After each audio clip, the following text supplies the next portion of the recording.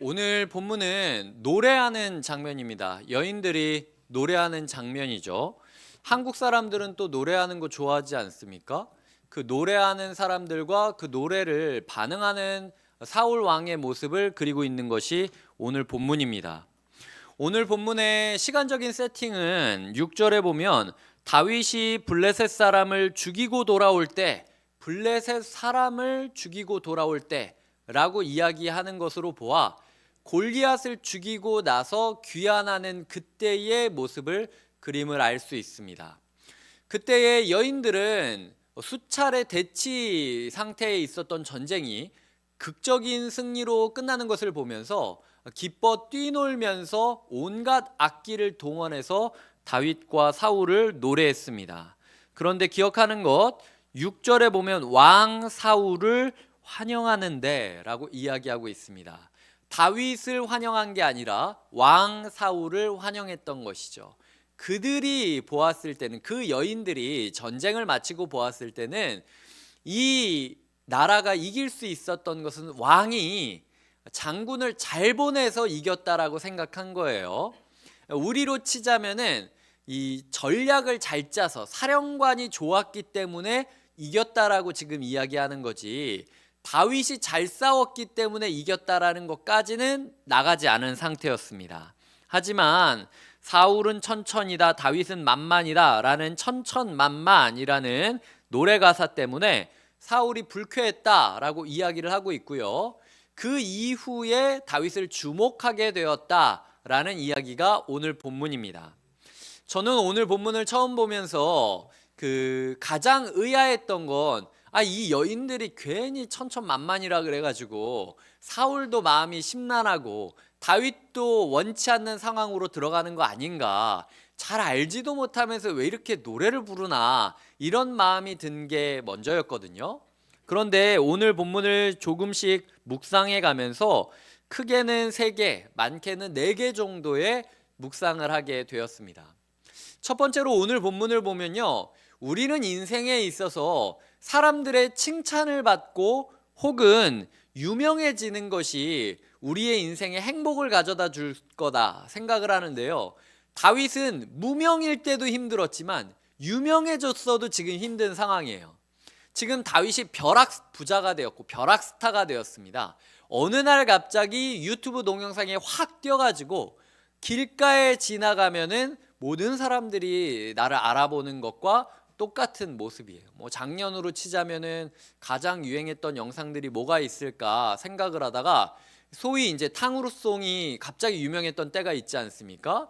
그래서 그냥 만들었는데, 그렇게까지 유명해질 거라고 생각 못 했는데 전 국민이 갑자기 막 총을 쏘면서 탕후루를 얘기하고, 그걸 만들었던 사람은 갑자기 자기가 전문적으로 막 이런 게 아니었는데도 불구하고 온 국민이 네가 탕후루야 막 이런 식으로, 이제 그 친구는 이제 평생 살아가면 살아갈수록 탕후루라는 얘기만 나올 때마다 사람들이 다 얘가 탕후루송이야, 그러면 다 고개를 끄덕일 정도의 상황 가운데 들어가 있다라는 거죠.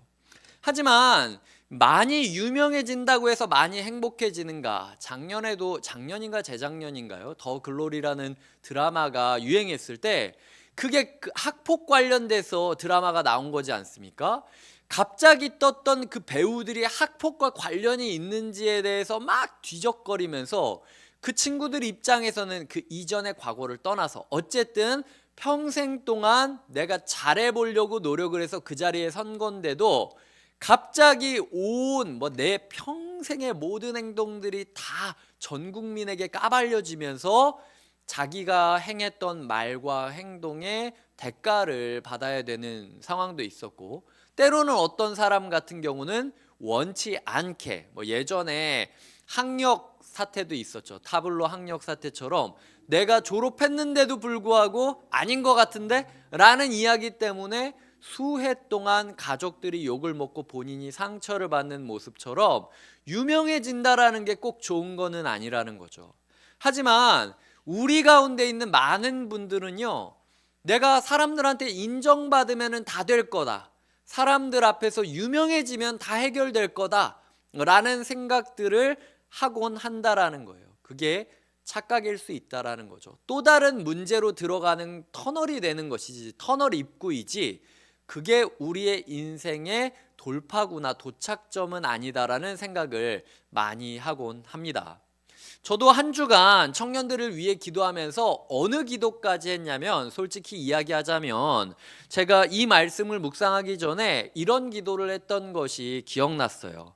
하나님, 제가 더 유명해졌다면, 제가 책이라도, 뭐 예전에 제이도 있고 그랬지만 좀 잘 나갈 때 책이라도 써가지고 이름이라도 팔렸다면, 아니면은 뭐 유튜브라도 좀 해둬가지고 미리 좀 조회수라도 끌었다면, 그래서 좀 어느 정도 인지도가 있었다면 저희 청년들이 막 이렇게 괴로워하거나 아니면 압박감을 느낄 일 없이 알아서 그냥 쭉쭉쭉쭉 오고, 그러면은 청년들도 그 안에서 편안하지 않겠습니까? 내가 왜 그랬지?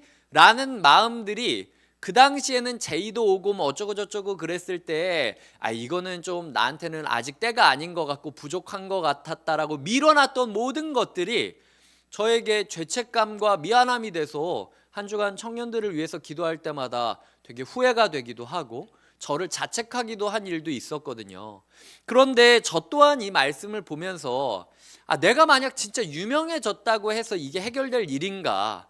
아니면은 유명해져서 진짜 뭐 사람들이 많이 모이고 천천만만인 것처럼 모든 청년들이 다 곁에 있는 교회에 와가지고 다 같이 뭐 온갖 악기를 다 쿵짝쿵짝거리면서 저를 막 인정해주고 노래한다고 해서 우리 공동체의 문제가 진짜 없어지는 걸까?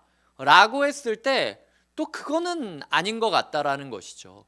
그거는 또 그 다음의 문제로 들어갈 거라는 것. 그래서 우리 마음 가운데 이 유명함의 우상, 인정을 받고 싶다라는 나의 마음에 있는 우상이 과연 진짜 그거면 되는가? 라는 질문을 한번 우리에게 던졌으면 좋겠다라는 것이 첫 번째 묵상이었고요. 두 번째로는요, 아닌 것에도 질투가 개입될 수 있다라는 겁니다. 제가 서적들을 좀 찾아보니까 천천만만이라는 게 당시 히브리 시에서는 평행법이라고 일반적인 문구였다라는 거예요.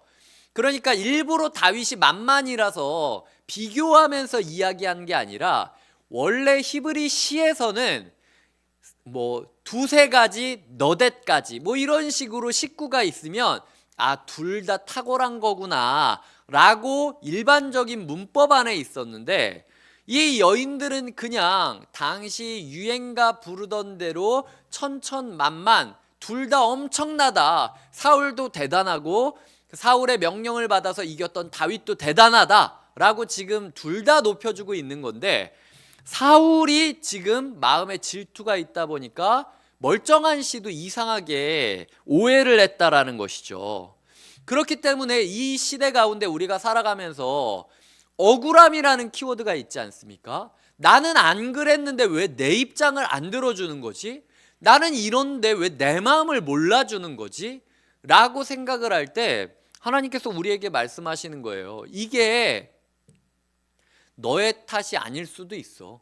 이 억울함의 문제가 진짜 다윗 네 문제가 아닐 수도 있어. 여인들의 문제가 아닐 수도 있어. 그냥 그렇게 받아들이려고 하는 사람은 꼭 뭘 해도 그렇게 받아들이는 거야. 그냥 우리가 어떤 행동을 할 때요, 청년 A라는 사람이 아무리 애를 쓰고 아무리 선하게 하고 아무리 사랑을 베풀려 그래도요, 그 고깝게 보는 누군가한테는 모든 게 위선적이고, 이게 바르게 살려고 하면은 더 안 이꼽고, 그리고 그런 자기가 미안하다고 오히려 나한테 다가오면 더 가식적으로 느끼고, 더 이렇게 짜증이 나는 모습으로 번지는 게 이 시대의 모습일 뿐만 아니라 그 당시에도 그랬다라는 것이죠. 우리가 살아가면서 나만 바르게 살면 억울한 일이 없을 것이다. 내가 모든 걸 설명하면은 오해가 풀릴 것이다. 그렇지 않은 게 성경의 법칙입니다. 그렇지 않다라는 게 하나님께서 우리에게 주신다라는 거죠. 아까 첫 번째로는 저는 우리가 그렇게 추구하는 인정과 유명이 우리의 인생의 행복을 가져다 주느냐, 아니다라고 이야기 드렸죠. 두 번째로는 우리가 그렇게 풀고 싶은 오해, 이 억울함, 이게 우리가 노력한다고 풀려지는 거냐? 아니라고 이야기를 드렸습니다. 우리를 그렇게 보는 사람은 뭘 해도 우리를 그렇게 볼 수 있어요. 그렇다면 이 안에서 우리가 기억해야 될 것이 무엇인가? 세 번째로는 사울의 마음 가운데 있어서 자기 객관화가 안 됐기 때문에 문제가 있었던 거예요. 한 번이라도 사울이 지금 한 걸음 뒤로 물러나서 천천만만이라는 게 둘 다 대단하다는 거지 라고 생각만 했어도 이런 일이 안 일어났어요.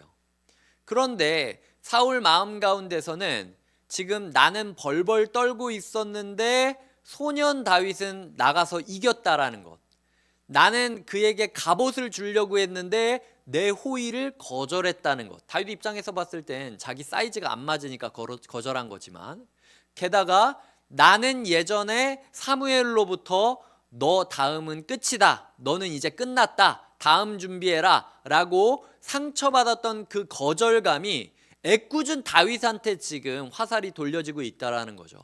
사울 마음 가운데 한 번이라도 뒤로 물러서서 왜 내 마음 가운데 이렇게 화가 나지?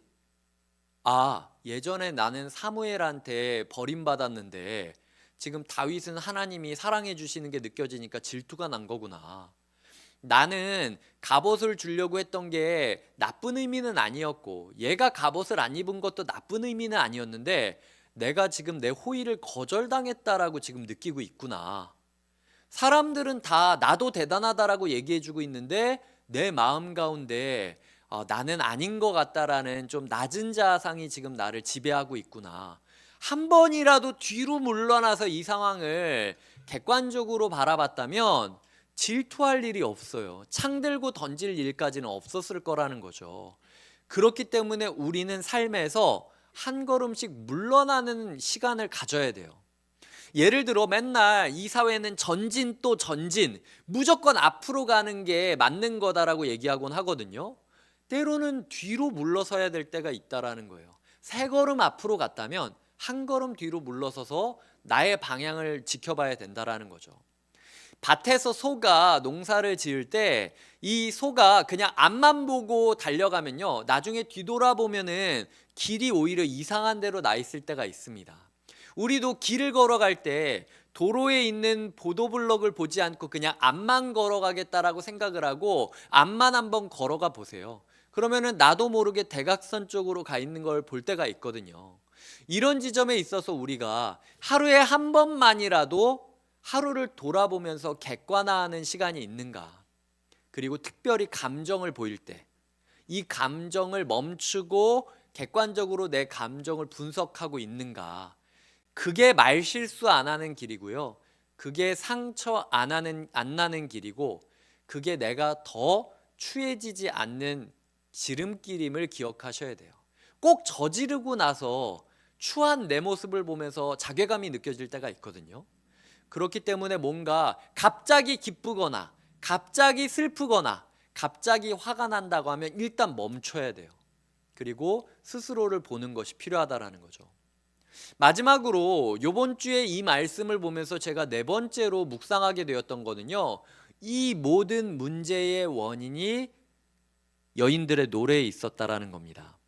여인들의 노래를 보면은 7절에 사울이 죽인 자는 천천히요 다윗은 만만히로다 라고 이야기를 하잖아요. 아까 제가 이야기했습니다. 당시 노래 가사에서 천천만만이라는 건 평행법이었기 때문에 둘 다 대단하다라는 거였어요. 그렇기 때문에 사울을 앞서서 불렀던 건 사울에 대한 존중감 때문이었을 수 있어요. 그래도 왕을 먼저 칭찬해 줘야지 라고 지금 이 여인들은 한 거예요. 하지만 지금 이 노래에 빠진 존재가 있습니다. 누구냐? 하나님이 빠져 있어요. 이스라엘 백성이 출애굽을 하고 홍해를 가르고 이집트 사람들이 다 죽었을 때 출애굽기 15장에서 또 다른 여인 미리암이라고 부르는 여인이 이렇게 노래를 부릅니다. 제가 출애굽기 15장 21절을 읽어드릴게요. 너희는 여호와를 찬송하라. 모세를 찬송하라고 한 게 아니에요. 아론을 찬송하라고 한 게 아니에요. 우리가 대단하다라고 이야기한 게 아니에요. 여호와를 찬송하라. 그는 높고 영화로우심이요 말과 그 탄자를 바다에 던지셨음이로다 하였더라. 이 미리암의 노래와 이 여인들의 노래 가운데는 둘 다 진심이 있었습니다. 하지만 미리암의 노래에는 하나님이 있었고 여인들의 노래에는 하나님이 없었어요. 골리앗을 쓰러뜨리고 온 이 주체가 하나님으로 본 것이 아니라 이 여인들은 사울의 용병술과 다윗의 전투 능력 때문에 이겼다라고 생각했던 거예요. 여기서부터 모든 게 꼬이기 시작한 겁니다. 그렇기 때문에 이 여인들이 우리는 잘못 없는데 라고 얘기할 게 아니라 우리가 부르는 노래, 우리가 행하는 말, 우리가 대하는 태도 가운데 하나님이 지워져 있다면 이런 오해가 시작될 수 있다라는 거예요. 이런 갈등이 시작될 수 있다라는 거죠. 청년 여러분, 한 주간 어떤 말을 하셨습니까? 어떤 노래를 부르셨습니까? 내가 뱉은 말이 여호와가 없다면, 내가 부른 노래에 여호와가 없다면 그것은 결국은 아무리 좋은, 아무리 기쁜, 아무리 선한 의도로 부른다 할지라도 누군가에겐 갈등의 시작점이 될 수 있다는 걸 기억하셔야 된다는 거예요. 제가 24시간 한 주 내내 찬송만 부르며 살아가라는 건 아닙니다. 저는 운전할 때 찬송 잘 안 들어요. 왜냐면은 제가 옛날에 운전할 때 찬송 듣다가 울다가 눈이 안 보여가지고 사고 당할 뻔한 적이 몇 번 있었습니다. 그래서 이거 나만 죽는 게 아니라 다른 사람까지 치워 죽게 하겠다는 생각이 들어서 되도록이면 우리 교회 찬양 아니면은 그 플레이리스트에서 계속 이어지는 거 아니면은 제가 웬만하면은 찬양은 차에서 듣지는 않아요. 그러면은 제가 차 돌아다닐 때 뭐 클래식을 듣겠습니까? 더 졸리지. 예, 대부분 팝송을 듣거나 재즈를 듣거나 가요를 듣거나 하는데 그렇다고 해서 제 마음 가운데 하나님이 묵상되지 않는 거냐? 저는 실제로 가요 가운데서도 하나님을 묵상할 수 있는 것들이 많이 있다고 생각해요. 그리고 그 가요를 부르는 사람의 신앙 고백이 담긴 걸 수도 있고 그 가요의 남녀 대상을 하나님으로 이해할 때 마치 아가서를 부르는 것처럼 제 마음 가운데 그 감정이 녹아들 때가 있습니다. 그러니까 한 주간 찬송가만 부르라는 얘기는 아니고요. 길가에 들리는 모든 노래나 주변 사람들이 하는 모든 말들 가운데 하나님을 듣고 하나님을 외치면서 살아갔으면 좋겠다라는 거죠. 한 주간 내 입술에 짜증이나 불평이나 원망이나 핑계나 아니면은 다른 사람들에 대한 판단과 정죄만 입에 담겨 있다면 이제는 그게 아니라 하나님을 먼저 높이는 것이 필요하다라는 겁니다. 이제 말씀을 맺도록 하겠습니다. 한 주간 우리 곁에 있는 청년 여러분들은 어떤 가치를 추구하면서 살아가겠습니까? 누군가는 내가 조금 더 인정받고 유명해지기를 원하면서 달려가는 사람도 있을 거고요. 누군가는 이 오해가 내 이 알턴 이처럼 아니면은 가시 찔린 것처럼 이 불편한 관계를 어떻게든 해결해야만 하겠어 라는 마음으로 이걸 어떻게든 풀어보려고 안간힘을 쓰는 분들이 있을지도 몰라요. 하지만 둘 다 내려놔야 됩니다. 어쨌든 중요한 거는 인생이라는 거는 아무 일도 아닌 일에서 오해할 수 있는 게 인생이고 관계라는 거예요. 스스로는 한 걸음 뒤로 물러서서 자기 객관화하는 법을 배워야 되기도 하고 한편으로는 우리의 모든 말들과 행동 가운데 하나님이 중심되어서 말과 노래를 하는 게 필요하다라는 것을 이야기 드렸습니다.